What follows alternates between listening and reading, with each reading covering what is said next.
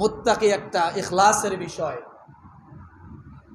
আপনি দুনিয়ার জমিনে চলেন, আপনাকে মরতে হবে এই কথাটা শুধু স্মরণ করেন, আপনি মুত্তাকি হয়ে যাবেন।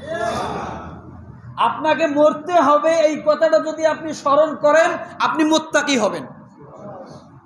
পারবেন? কুল্লু নাফসিন যায়িকাতুল মাউত, এই কথাটা স্মরণ করবেন।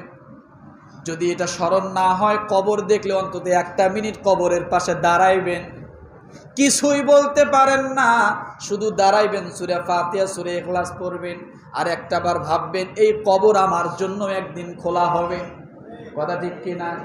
ও মুসলমান, বলি মুসলমান, কবরে মানুষ যাওয়ার আগে, লাশ যাওয়ার আগে যায় বাস। কি যায়?